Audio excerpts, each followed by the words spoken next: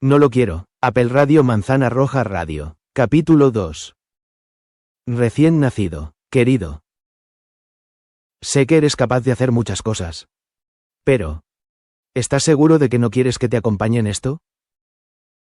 Rosie era consciente de que su tono de voz había sonado con más preocupación de la que podría haber experimentado en todos los años que había vivido. En el mismo infierno. Incluso años atrás. Cuando todavía era humana.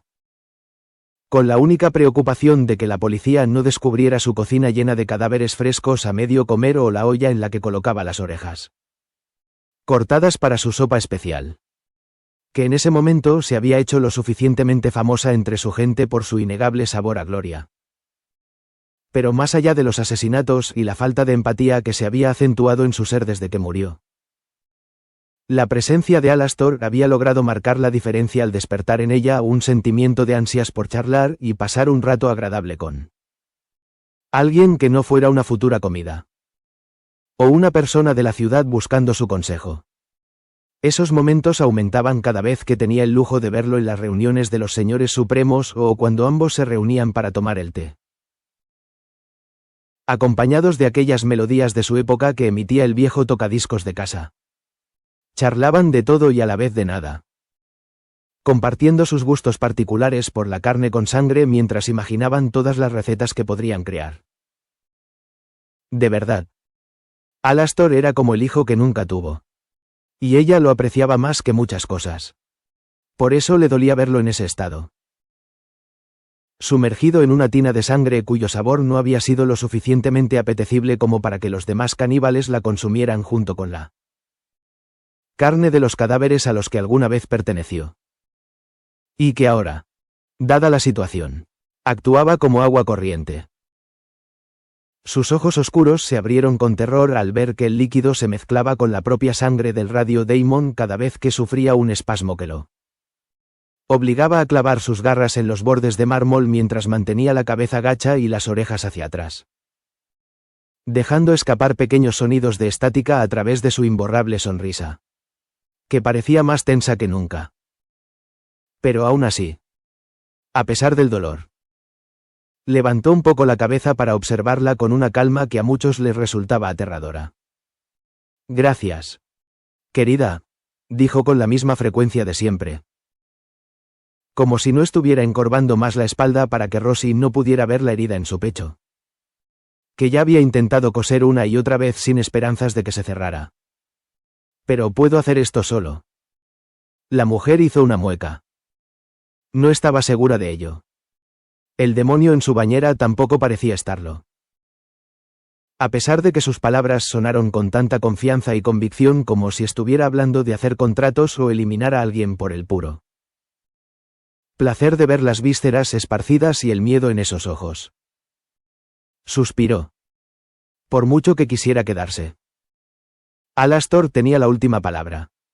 Y si decía que podía hacerlo solo, era porque podía hacerlo solo. Estaba segura de ello. No en vano era considerado el mayor terror dentro de los de su estatus. Por supuesto, dijo derrotada mientras se dirigía hacia la puerta. Pero permaneció en silencio en el último segundo con el pomo en la mano. Se giró. Revisando por última vez que la habitación contaba con todos los dispositivos metálicos para desgarrar carne y músculos que poseía. Hasta que dejó caer su mirada oscura en esa cabeza rojiza que volvía a mirar hacia abajo mientras subía y bajaba según las oleadas de dolor.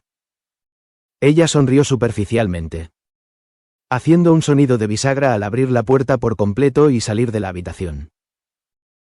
Recuerda. Estaré aquí afuera. Lo tendré en cuenta. Y la puerta se cerró, dejándolo solo. Completamente solo. Cuando se dio cuenta de esto, rápidamente levantó la cabeza, dejando al descubierto sus ojos llenos de pánico y la creciente tensión en las comisuras de su sonrisa, que temblaba de la misma manera que lo hacía su cuerpo.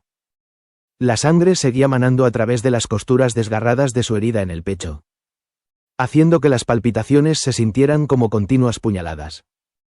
Rápido. Rápido. Rápido.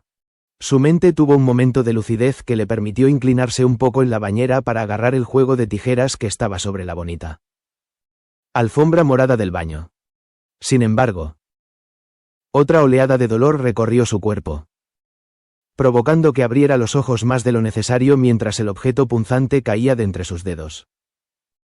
La mano que aún sostenía en el borde de la tina terminó ejerciendo tanta fuerza que la propia cerámica se agrietó considerablemente. Aunque ese era el hecho que menos le importaba a Alastor en ese momento. Sobre todo cuando estaba experimentando la terrible sensación de que los huesos de su cadera se abrían considerablemente sin que él lo hiciera. Intencionalmente. Como cuando dejaba al descubierto su costado bestial donde los huesos de su espalda crujían para darle una visión más imponente y aterradora. Mientras regresaba a su tarea de agarrar algo que tuviera una hoja lo suficientemente afilada. Tuvo que recordarse a sí mismo por qué se encontraba en esa situación cuando había tenido la oportunidad de evitarla. La maldita herida. Mierda. Realmente habría puesto fin a todo esto desde el principio si no fuera porque la herida angelical en su torso era lo suficientemente letal como para hacerlo agonizar hasta morir como una maldita presa si se le ocurría abrir otra en su cuerpo. Aunque fuera mínima. Sin embargo, ahora se daba cuenta de que tal vez su idea de mantenerse con vida no había resultado tan buena como había imaginado. Quizás no escaparía de una segunda muerte. Gruñó de nuevo. La sangre goteaba de su boca mientras los espasmos amenazaban con destrozarlo sin piedad. Rápido. Rápido. Rápido. Se animó de nuevo, agarrando con firmeza el bisturí que reposaba en un estante cerca de su cabeza. Era pequeño. Sí. Pero muy afilado. Y esperaba que un solo corte limpio fuera suficiente y no tuviera que moverlo hacia adelante y hacia atrás como una sierra para que el músculo cediera. Tragó seco, admirando por un momento cómo la sangre que llenaba la tina temblaba en pequeñas ondas carmesí en coordinación con los movimientos erráticos de su cuerpo. Seguramente, en otras circunstancias, la idea de bañarse en la sangre de sus propias víctimas le habría parecido fascinante y deliciosamente tentadora. Pero ahora, solo quería poner fin a la maldita agonía de sentir todos sus músculos contraerse dolorosamente a medida que los huesos y las articulaciones internas se seguían abriendo paso. ¡Mierda! Soltó un sonido audible mientras destruía otra parte de la bañera con sus garras. No podía ver nada, pero podía sentirlo. Pudo sentir cómo el conducto terminaba de formarse para dejar que la intensidad de las corrientes eléctricas que hacían que la sangre fluyera con mayor énfasis desde su pecho aumentara exponencialmente. Sin poder evitarlo, el bisturí cayó a una distancia considerable. Al igual que las tijeras. Sus dedos ya no respondían bien. Y no creía que pudieran hacerlo lo suficiente como para intentar levantarse y agarrar un nuevo objeto que pudiera ayudarlo. No, no. No voy a morir. Dejó de lado la idea de alcanzar algo, dedicándose a sumergirse un poco más en el agua carmesí mientras ambas manos estaban posicionadas en los bordes de la tina, haciendo que sus garras le sirvieran de apoyo mientras sus entrañas hacían un esfuerzo increíble para expulsar lo que lo había estado acompañando. Durante 9 meses seguidos, cerró los párpados con fuerza por inercia. El sonido estático aumentó, convirtiéndose en un arma letal que podría romper los tímpanos. Las garras continuaron marcando la cerámica. Su espalda se encorvó con acento agudo aún más. Sus dientes desgarraron gran parte de su labio inferior y gotas de sangre siguieron cayendo. Hubo un dolor agudo y exponencial en medio de todo el desastre en el que se había convertido. Sus ojos se abrieron y comenzó a soltar lágrimas inconscientemente. Los huesos hicieron algunos crujidos y ruidos extraños. Y de entre sus labios se emitió un fuerte y gutural gruñido, similar al de un animal que atravesaba el peor sufrimiento luego de ser atacado con la guardia baja. Pero no eliminado. Y luego, alivio.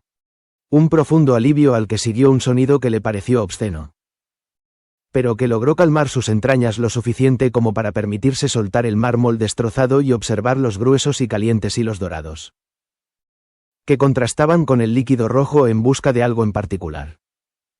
No le llevó mucho tiempo encontrarlo. Tampoco sostenerlo con ambas manos mientras lo observaba atentamente. Todavía estaba bañado en fluidos. Pero la vista de sus pequeños movimientos imperceptibles le hizo comprender que respiraba. Lástima que eso sería lo único que sentiría. Sus ojos se oscurecieron. Las astas comenzaron a crecer. Al igual que el largo de las garras de una de sus manos, las cuales levantó en alto con la intención de desgarrar de un solo movimiento a la criatura que tanta agonía le había hecho pasar. Y no. Esto no fue algo espontáneo. Era una decisión que se había tomado desde el principio. Tenía que terminar esto para regresar al hotel. Hacer su trabajo y pensar en la lista de cosas que debía organizar para ganar más fuerza y miedo entre los habitantes del infierno. Tenía que encontrar una solución a su esclavitud. Tenía que volver a ser él. Él tenía que. Su mirada se suavizó. Sus astas volvieron a su estado normal. Su brazo bajó lentamente y sus garras disminuyeron de tamaño. ¿Por qué? ¿Por qué se sintió impotente? ¿Por qué sentía que no podía hacer nada con esos enormes y brillantes ojos rojos parecidos a serpientes que le devolvían la mirada con genuina curiosidad? Alastor. ¿Estás bien?, gritó Rosie, irrumpiendo en el baño con la preocupación latente en sus palabras. Realmente había sentido pánico cuando dejó de notar los fugaces sollozos y los violentos movimientos del agua. Imaginando lo peor. Pero. No.